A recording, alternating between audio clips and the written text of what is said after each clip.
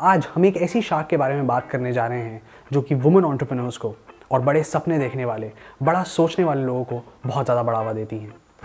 खुद एक एंटरप्रेन्योर रहने के कारण वो इनका दर्द समझती हैं और अगर किसी को कुछ कड़वा फीडबैक भी देना होता है तो भी एक शुगर कोटेड तरीके से देती हैं। जी हाँ, आज हम बात करने जा रहे हैं विनीता सिंह की and the various struggles that she had to go through before she finally built Sugar, which is today valued at thousands and thousands of crores.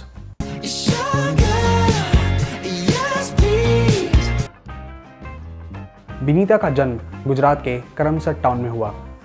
Vinita एक सिंगल चाइल्ड थी और उनके दोनों पेरेंट्स पीएचडी होल्डर्स, डॉक्टरेट्स थे और शहर के Vidyanagar university में प्रोफेसर्स भी।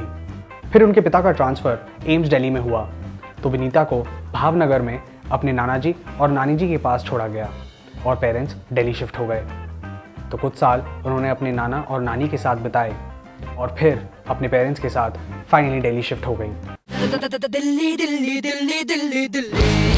उन्होंने फिर दिल्ली के डीपीएस आरकेपुरम से अपनी पढ़ाई पूरी करी और क्योंकि उनके दोनों पेरेंट्स पीएचडी होल्डर्स थे, डॉक्टरेट्स थे, तो पढ़ाई लिखाई का घर पे काफ़ी प्रेशर था।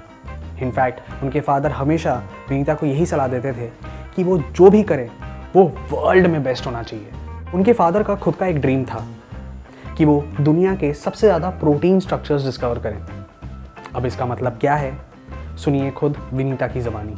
बेसिकली हर चीज़ में प्रोटीन होते हैं and all kinds of animal fluids, ये वो। तो मेरे डैड डिफरेंट चीज़ों से में वो प्रोटीन्स डिस्कवर करते हैं जो यूज़ होते हैं ड्रग्स बनाने में। तो कैंसर की ड्रग्स ये सब में काफ़ी प्रोटीन्स का पर्पस होता है, पर before you can figure out कि उससे क्या बनाना है उनको डिस्कवर करना पड़ता है। अब क्योंकि वो डॉक्टर नहीं बनना चाहती थी तो उनके पास सिर्फ एक ही चॉइस रह गई थी, इंजीनियरिंग। और इसीलिए उन्होंने आईआईटी जेईई के लिए बहुत ज़्यादा मेहनत करी और ऑल इंडिया रैंक 378 हासिल की।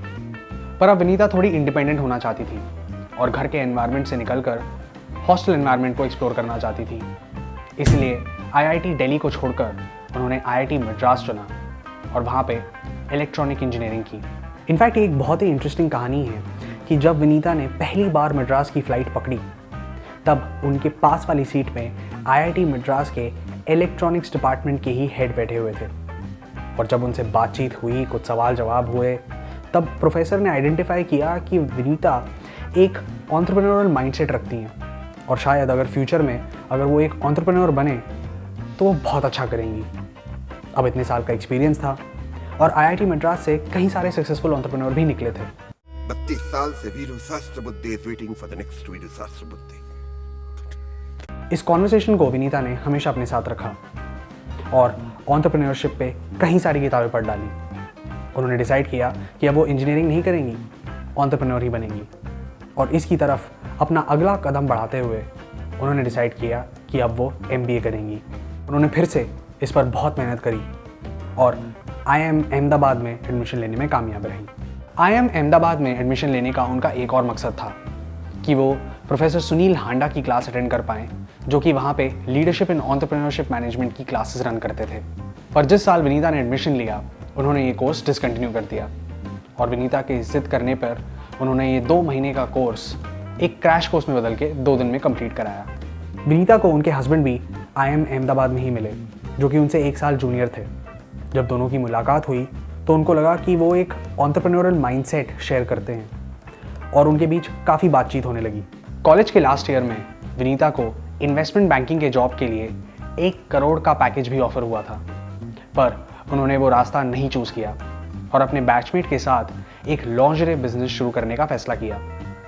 पर 6 महीने में ये बिजनेस फेल हो गया क्योंकि कोई उनको पैसे देने के लिए तैयार ही नहीं था और ये एक कैपिटल इंटेंसिव बिजनेस था और उनके पास कोई एक्सपीरियंस नहीं था और मार्केट में भी बहुत बड़े बड़े प्लेयर्स मौजूद थे, तो वीसीज काफ़ी डर रहे थे। तब ये कंपनी बंद करके उन्होंने बूटस्ट्रैप करके एक और कंपनी शुरू करी जहाँ पे वो दूसरी कंपनीज़ को कैंडिडेट्स का पूरा बैकग्राउंड वेरिफिकेशन करके देते थे और एजुकेशनल कंटेंट भी बनाते थे। और ये बिजनेस ठीक ठाक प्रॉफिटेबल भी था पर स्केलेबल नहीं था। कुछ टाइम बाद दोनों को फाउंडर्स के बीच में अनबन भी होने लगी एंड दे पार्टेड वेज। तो अब ये बिजनेस भी ख़त्म हो गया और अब उन्होंने अपने हस्बैंड के साथ ही बिजनेस करने का फैसला किया। पर उन्होंने ये स्टेप पहले ही क्यों नहीं लिया? बिजनेस का फर्स्ट टूल जिसके साथ व्यापार करो उससे कभी ना प्यार करो। और ऐसा ही कुछ उन्होंने भी सोचा और फिर उनको लगा कि जहाँ इतना हो गया है तब एक और ट्राई सही।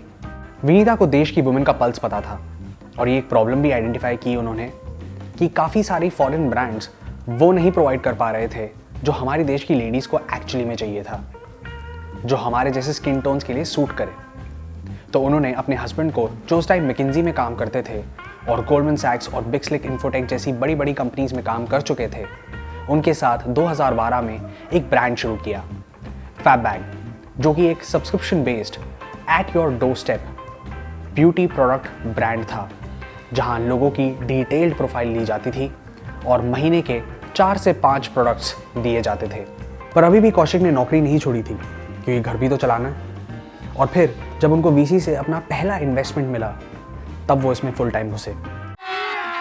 अभी मजा आएगा ना भिड़ो। तब कौशिक को ये एहसास हुआ कि देश की लेडीज यूरोपियन प्रोडक्ट्स इस्तेमाल करके काफ़ी थक चुकी हैं और जो उनका प्रेजेंट बिजनेस मॉडल था वो स्केलेबल भी नहीं था। तो अब वक्त आ गया था अपना खुद का एक डोमेस्टिक ब्रांड इंट्रोड्यूस करने का, शुगर। पर इसका नाम शुगर क्यों रखा गया? विनीता और कौशिक को कुछ ऐसा चाहिए था जो कि ग्लोबली यूज़ होता हो और हमेशा लोगों की इसकी क्रेविंग ज़रूर होती हो। अपनी जीनियस मार्केटिंग और एग्जीक्यूशन प्ले की वजह से उन्होंने चौथे साल में ही 100 करोड़ का बिजनेस कर लिया। विनीता ने कई सारे इंटरव्यूज़ में इस चीज़ के बारे में बहुत खुल के बात की है कि किस तरह आज भी वुमेन एंटरप्रेन्योर्स इन्वेस्टमेंट के लिए लड़ रही हैं और किस तरह सिर्फ 2 to 3% of VC capital women entrepreneurs के बीच में शेयर होता है और बाकी सारा मेल एंटरप्रेन्योर्स को चला जाता है। इसीलिए वो खुद वुमेन एंटरप्रेन्योर्स को बहुत ज़्यादा सपोर्ट करती हैं और ये विश्वास रखती हैं कि they can also make a huge mark to improve the economy of the nation through entrepreneurship. Hey guys, thank you so much for watching that video. अगर आपको पसंद आया तो please hit the like, share and subscribe button down below. अगर आप चाहते हैं कि हम किसी भी ब्रांड या एंटरप्रेन्योर पे स्टोरी करें तो please do let us know in the comments. We'll be more than happy to do so. We'll see you in the next episode. Till then, take care, good bye.